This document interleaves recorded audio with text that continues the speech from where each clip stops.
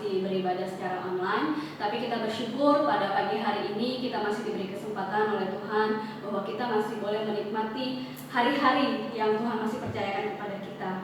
Saya undang semua jemaat untuk bangkit berdiri. Kita mau mengambil sikap saat teduh untuk sejenak. Mari kita saat teduh.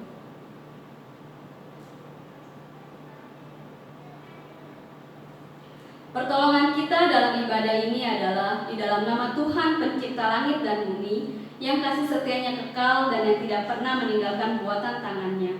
Turunlah kiranya atas kita sekalian anugerah dan damai sejahtera dari Allah Tritunggal, Allah Bapa, Allah Putra, dan Allah Roh Kudus. Amin. Kita akan angkat pujian pertama kita pada pagi hari ini, yaitu Nyanyilah.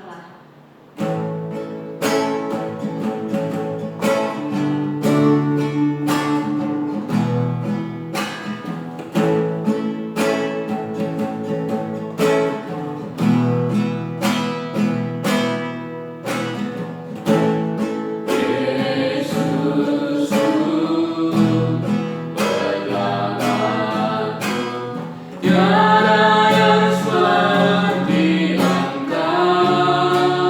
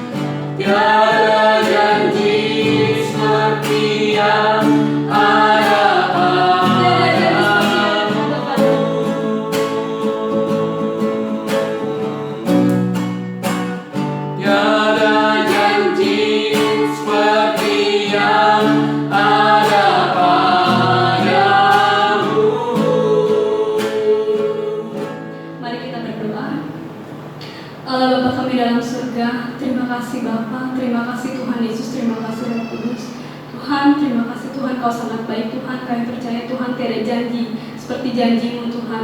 Kalau kami ada pada hari ini, kami boleh menikmati ibadah kami pada pagi hari ini. Tuhan Yesus, terima kasih untuk pertolongan-Mu, perlindungan-Mu, pemeliharaan Tuhan dalam kehidupan kami hari lepas hari Tuhan.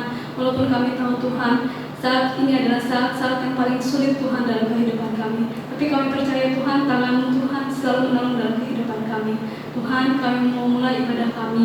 Kiranya Kau memberkati Tuhan setiap jemaat-Mu Tuhan yang boleh masih Tuhan untuk menikmati ibadah walaupun hanya secara online Tuhan, tapi kami merasakan kasih-Mu Tuhan hadir Tuhan. Berkati juga Tuhan keluarga kami Tuhan, berkati Tuhan setiap orang tua kami, anak kami Tuhan, dan juga saudara-saudara kami Tuhan, tetangga kami, siapapun itu Tuhan yang masih percaya dengan-Mu Tuhan. Berkati Bapa, kiranya Tuhan kami mau serahkan Tuhan ibadah kami pada pagi hari ini hanya ke dalam nama-Mu Tuhan. Dalam nama-Mu Tuhan Yesus kami berdoa dan mengucap syukur. Haleluya, amin. Silakan duduk. Kita mau masuki firman Tuhan kita pada pagi hari ini. Kita mau angkat pujian Jangan Pernah Menyerah.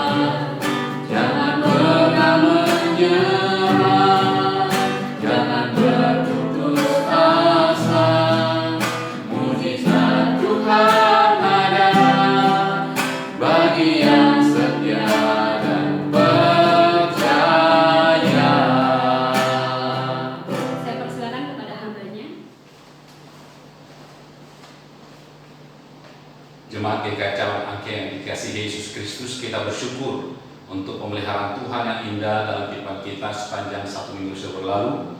Dan pagi hari ini kita kembali akan membaca merenungkan bagian firman Tuhan. Mari kita sebelumnya berdoa memohon pertolongan Roh Kudus. Terima kasih Bapa untuk kebaikan pemeliharaan yang indah dan sempurna di dalam kehidupan kami. Satu minggu kembali Engkau memelihara kami, menopang, mencukupi kebutuhan kami. Kami bersyukur karena pagi hari ini ada waktu senyap bagi kami, boleh bersama-sama kembali membaca merenungkan bagian firman Tuhan. Biarlah Roh Kudus menolong kami, boleh dengan tenang duduk di hadapan Tuhan, menikmati kebenaran-Mu, menikmati berkat-Mu. Kami serahkan waktu kami sepenuhnya kepada Tuhan. Tolong juga hamba-Mu yang mensyariatkan. Di dalam nama Kristus Yesus kami berdoa. Amin. Saudara yang kekasih dalam Kristus Yesus, perenungan kita pagi hari ini saya beri judul Menunggu Penggenapan Janji Bapa, yang terambil dari Kisah Rasul 1 ayat 4 sampai 8. Semangat kita membaca bersama-sama di Alkitab kita masing-masing. Demikian firman Tuhan. Pada suatu hari ketika ia makan bersama-sama dengan mereka, ia melarang mereka meninggalkan Yerusalem dan menyuruh mereka tinggal di situ menantikan janji Bapa yang demikian katanya. Kalau kamu dengar daripadaku, sebab Yohanes membaptis dengan air, tetapi tidak lama lagi kamu akan dibaptis dengan Roh Kudus. Maka bertanyalah mereka yang berkumpul di situ, Tuhan, maukah Engkau pada masa ini memulihkan kerajaan bagi Israel? Jawabnya, Engkau tidak perlu mengetahui masa dan waktu yang ditetapkan Bapa sendiri menurut kuasanya. Tetapi kamu akan menerima kuasa kalau Roh Kudus turun ke atas kamu, dan kamu akan menjadi saksiku di Yerusalem dan di seluruh Yudea dan Samaria dan sampai ke ujung bumi. Saudara kekasih dalam Kristus Yesus, kitab Kisah Para Rasul seperti halnya Injil Lukas dialamatkan kepada seorang yang bernama Theophilus. Sekalipun nama pengarang kedua kitab ini tidak disebutkan, tetapi kesaksian kekristenan mula-mula dengan suara bulat mengatakan dan serta bukti-bukti intern yang mendukung bahwa kedua kitab ini menunjuk kepada satu penulis, yaitu Lukas. Sebagaimana dikatakan di dalam Kolose 4 ayat ke-14 sebagai tabib yang kekasih. Apakah yang menjadi tujuan Lukas menulis Kisah Para Rasul ini? Melalui ayat 1 sampai ayat yang kedua memperlihatkan kepada kita yang pertama untuk menceritakan karya Kristus setelah ia kembali ke surga. Sebab dikatakan dalam bukuku yang pertama aku menulis tentang segala sesuatu yang dikerjakan dan diajarkan Yesus sampai pada hari dia terangkat. Itu berarti saudaraku bahwa di dalam bukunya yang kedua ini Lukas bertujuan untuk menceritakan apa yang dikerjakan oleh Kristus setelah ia kembali ke surga. Kendati kemudian bahwa memang pekerjaan itu dilanjutkan oleh murid-muridnya dan oleh orang-orang percaya lainnya dengan kuasa dan pertolongan Roh Kudus. Tujuan yang kedua adalah untuk memperlihatkan kepada kita bagaimana pergerakan Injil yang mengalami perluasan, melintasi perbatasan Yudaisme yang sempit menuju kepada dunia kafir yang luas. Kendati mereka mengalami banyak tentangan dan penganiayaan. Yang ketiga juga adalah untuk memperlihatkan bagaimana peran Roh Kudus dalam kehidupan dan misi gereja. Bagaimana Injil itu bisa tersebar luas dan bagaimana anak-anak Tuhan tetap dikuatkan di tengah-tengah berbagai tantangan dan situasi yang tidak mudah dihadapi. Tetapi sebelum semua yang menjadi tujuan penulisan surat Kisah Para Rasul ini tergenapi, sebagaimana yang diceritakan di dalam seluruh Kisah Para Rasul, Yesus memulai pekerjaannya dengan satu perintah sederhana kepada murid-muridnya, yaitu tetap berdiam di Yerusalem, menunggu sampai penggenapan janji Bapa terlaksana. Karena itu saudara yang kekasih, mari kita menaruh perhatian hanya kepada perintah menunggu penggenapan janji itu. Kenapa? Karena ada beberapa alasan yang penting. Saudaraku, yang pertama, penggenapan janji itu adalah sesuatu yang sangat penting dan harus mereka kerjakan. Saudara, saya yakin kita semua pernah melakukan yang namanya menunggu. Mungkin kita pernah menunggu teman, menunggu suami atau istri atau anak-anak kita. Kita mungkin juga pernah menunggu antrian di bank. Kita pernah menunggu sebagai pasien di rumah sakit, atau bahkan mungkin kita menunggu antrian sembako, sebagaimana yang marak terjadi belakangan ini. Apapun itu saudaraku, yang namanya menunggu adalah hal yang paling menjengkelkan dan membosankan. Tetapi apakah perasaan itu yang dialami oleh murid-murid ketika Yesus memerintahkan mereka untuk menunggu? Saudara, saat-saat terakhir ketika seseorang ada bersama-sama dengan kita, sebelum orang lain pergi meninggalkan kita, adalah saat-saat yang sangat penting. Dan pesan-pesan atau perkataan-perkataan mereka adalah pesan dan perkataan yang sangat penting, yang untuknya kita perlu menaruh perhatian. Demikian juga saat-saat terakhir Yesus bersama-sama dengan murid-murid, dan perkataan atau pesan-pesan terakhir yang disampaikan Yesus sebelum ia terangkat ke surga adalah hal yang sangat penting, yang kepadanya para murid ini harus menaruh perhatian. Satu dari perintah terakhir yang disampaikan oleh Yesus kepada murid-murid waktu itu adalah menunggu penggenapan janji Bapa. Kenapa ini penting, saudara? Ada dua alasan. Yang pertama, karena janji itu akan segera digenapi. Perlu kita perhatikan bahwa janji tentang turunnya Roh Kudus sesungguhnya sudah dijanjikan oleh Allah jauh sebelum tergenapi pada masa Rasul. Yoel pasal yang kedua ayat yang ke-28 mencatat demikian. Kemudian daripada itu akan terjadi bahwa aku akan mencurahkan Rohku ke atas semua manusia. Maka anak-anakmu laki-laki dan perempuan akan bernubuat. Orang-orangmu yang tua akan mendapat mimpi. Teruna-terunamu akan mendapat penglihatan-penglihatan. Dan janji itu kemudian diulangi Yesus kepada murid-muridnya pada masa pelayanannya di dunia ini. Dan Yohanes bahkan mencatat 3 kali hal itu diulangi oleh Yesus. Yang pertama di dalam Yohanes 14 ayat yang ke-16 sampai 17. Aku akan meminta kepada Bapa dan Ia akan memberikan kepadamu seorang penolong yang lain, supaya menyertai kamu selama-lamanya, yaitu Roh kebenaran. Yohanes 15 ayat yang ke-26. Jikalau penghibur yang akan kuutus dari Bapa datang, yaitu Roh kebenaran yang keluar dari Bapa, Ia akan bersaksi tentang aku. Dan yang ketiga, Yohanes 16 ayat yang ke-7. Namun benar yang kukatakan ini kepadamu adalah lebih berguna bagi kamu jikalau aku pergi. Sebab jikalau aku tidak pergi, penghibur itu tidak akan datang kepadamu. Tetapi jikalau aku pergi, aku akan mengutus Dia kepadamu.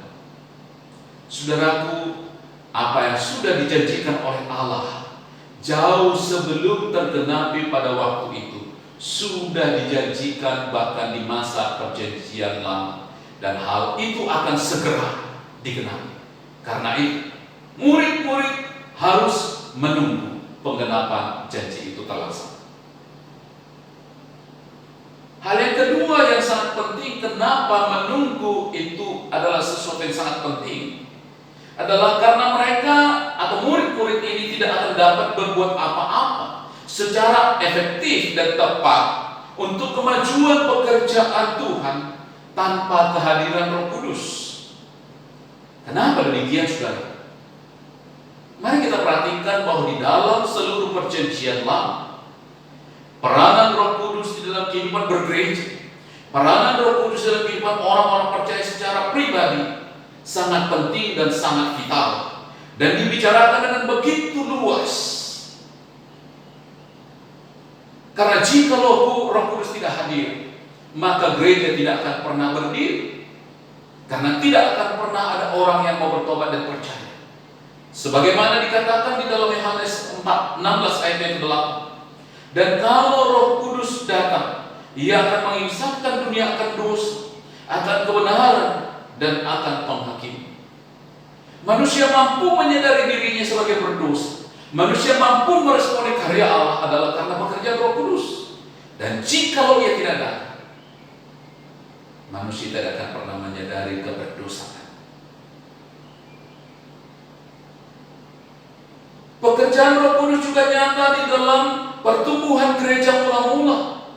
Bagaimana Injil terus diberitakan dan ada banyak orang yang percaya. Injil itu terus tersebar dari dunia Yudaisme yang sempit kepada dunia kafir yang luas. Dari Yerusalem, Yudea, Samaria, dan sampai ke ujung bumi. Diceritakan di dalam Kisah Para Rasul adalah karya Roh Kudus. Roh Kudus juga bekerja menguatkan dan menopang kehidupan gereja mula-mula. Yang kita tahu bahwa ada banyak penganiayaan dialami oleh gereja. Kita tahu penganiayaan dialami oleh Stefanus. Kita tahu penganiayaan yang dialami oleh begitu banyak gereja pada awal kekristenan. Ada banyak anak-anak Tuhan yang mengalami penderitaan, bahkan mempertaruhkan hidup mereka. Jikalau bukan karena pertolongan Roh Kudus, niscaya mereka semua bisa bertahan menghadapi situasi yang sulit ini. Dan Roh Kudus juga bekerja untuk melahirbarukan dan memberi kuasa kepada orang-orang percaya untuk menjadi anak-anak Allah. Sebagaimana dikatakan dalam Yohanes 1 ayat yang ke-12 dan Galatia pasal yang ke-4 ayat yang ke-6. Saudaraku, dengan semua penjelasan ini, maka perintah menantikan penggenapan janji itu terlaksana adalah sebuah keharusan yang harus dikerjakan oleh murid-murid pada waktu itu. Sekalipun mungkin ada orang yang beranggapan bahwa itu adalah sesuatu yang membuang waktu, tetapi bagi Yesus tidak demikian. Sebab di dalam ayat yang ke-8 tadi Yesus berkata, tetapi kamu akan menerima kuasa kalau Roh Kudus turun ke atas kamu, dan kamu akan menjadi saksiku di Yerusalem dan di seluruh Yudea dan Samaria dan sampai ke ujung bumi. Sekalipun menunggu adalah sebuah hal yang membosankan, tetapi tanpa tindakan menunggu yang dilakukan oleh murid-murid, niscaya mereka bisa melakukan pekerjaan yang Allah percayakan kepada mereka.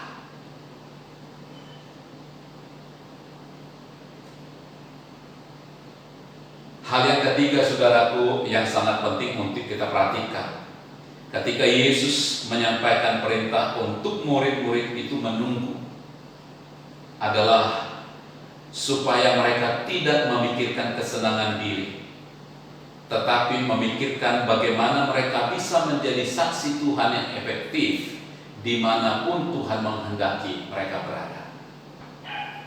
Saudara, untuk memahami hal ini saya mengajak kita untuk melihat ke belakang perjalanan kehidupan murid-murid bersama dengan guru mereka lebih kurang 1,5 bulan terakhir.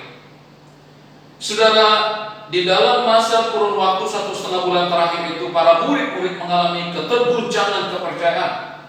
Kenapa?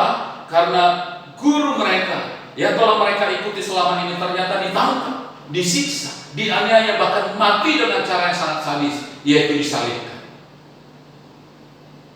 Hal ini membuat mereka mengalami ketakutan, sekalipun Yesus sudah bangkit dan bahkan menampakkan diri kepada mereka. Bahkan sampai kepada penampakan diri yang kelima yang dilakukan oleh Yesus, mereka masih hidup di dalam ketakutan. Mereka bersembunyi dalam satu rumah yang terkunci dengan rapat, dengan pintu-pintu yang begitu kokoh terkunci dari dalam. Hal ini juga membuat mereka merasa sangat terancam kalau terus berada di Yerusalem.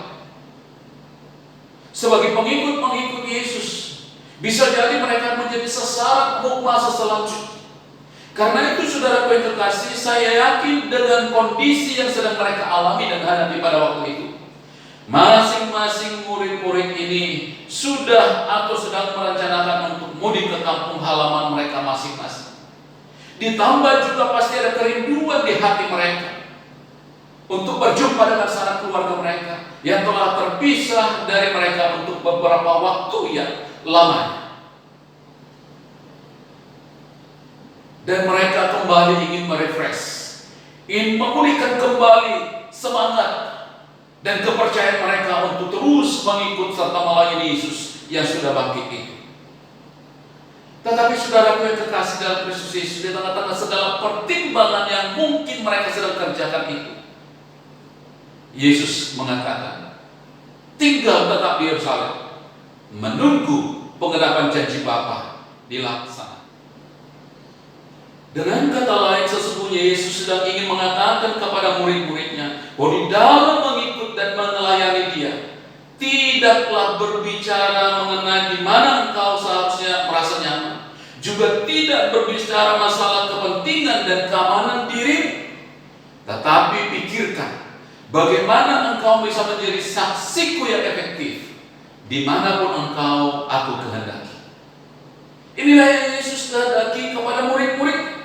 Sekalipun hidup mereka sedang terancam, sekalipun mereka mungkin merasa rindu kepada sanak keluarga mereka, sekalipun mereka sedang mengalami keterguncangan kepercayaan, tetapi Yesus mengatakan, jangan memikirkan kepentingan dirimu, tetapi pikirkanlah bagaimana engkau bisa menjadi saksi Tuhan, dan itu harus dimulai di Yerusalem.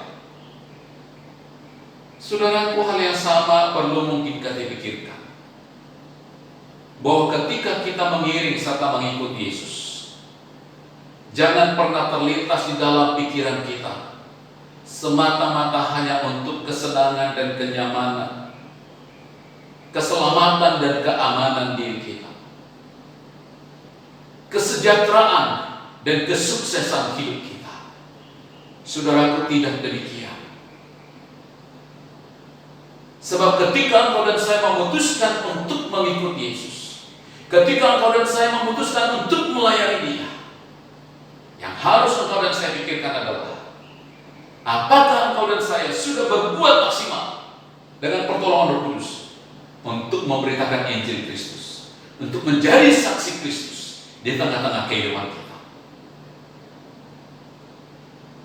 Saudaraku, patut kita merasa prihatin, sebab di dalam kehidupan banyak orang Kristen, mereka tidak lagi memikirkan konsekuensi logis mengikut Kristus, yaitu kesulitan dan penganiayaan. Tetapi ketika mereka memutuskan untuk mengikut dan melayani Yesus, yang terpikir oleh mereka adalah, saya akan diberkati, saya akan mengalami kesuksesan, hidup saya akan aman dan lancar. Saudaraku, tidak demikian. Melalui perintah ini, Yesus sedang ingin berkata, jangan memikirkan kesenangan dirimu semata, jangan memikirkan kenyamanan dan keamanan diri, tetapi pikirkan dan lakukanlah. Dimanapun engkau dan saya sedang berada, apapun situasi dan kondisi yang engkau dan saya sedang hadapi, di sanalah sepatutnya kita untuk memikirkan bagaimana untuk menjadi saksi Tuhan yang aktif dan efektif, untuk membawa Injil itu kepada orang lain, dan kemudian mereka boleh mengalami kasih Tuhan. Karena itu, saudaraku yang kekasih dalam Kristus Yesus, melalui perenungan kita pagi hari, mari kembali kita mencoba mengintrospeksi diri. Sejauh ini, bagaimanakah perjalanan kehidupan kerohanian kita? Apa motivasi dan apa yang kita jalani di dalam kehidupan kita sebagai orang-orang percaya? Apakah kita hanya sedang memikirkan keamanan dan kenyamanan diri kita? Apakah kita hanya sekedar memikirkan bagaimana memenuhi apa yang menjadi kebutuhan kehidupan duniawi kita? Atau kita sedang memikirkan bahwa di tengah-tengah situasi apapun yang sedang kita hadapi, dalam segala kondisi yang sesulit apapun yang sedang Anda dan saya hadapi, kita memikirkan cara terbaik bagaimana menjadi saksi Tuhan untuk membawa Injil oleh pertolongan Roh Kudus. Karena untuk itulah Roh Kudus diberikan kepada kita.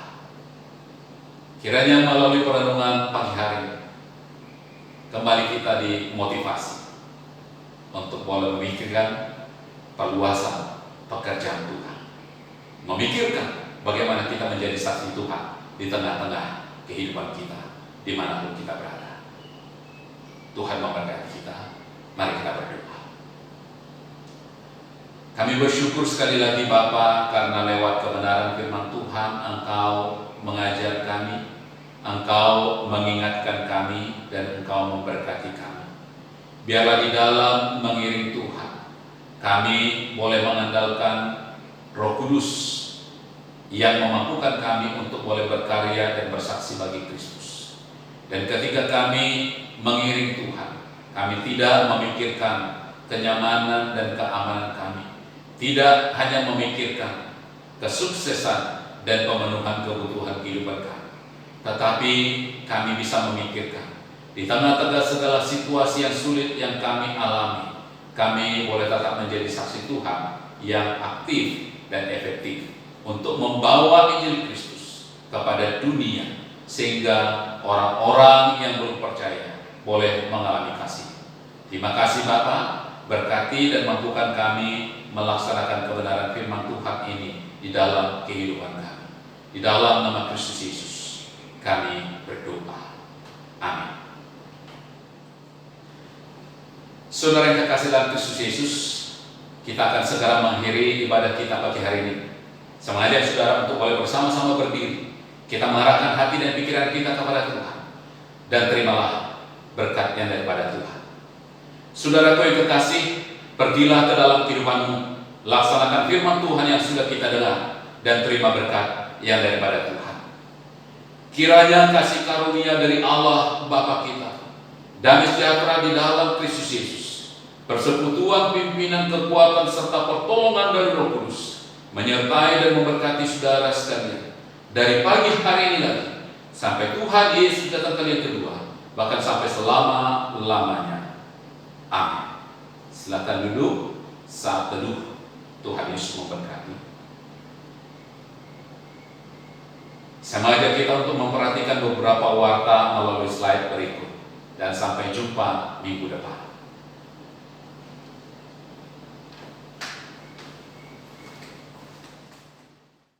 Pengharapanku hanya Yesus saja, yang mati atas Golgota. Oh, Dia gembala jiwaku yang sungguh. Yesus, Dia harapanku. Yeah.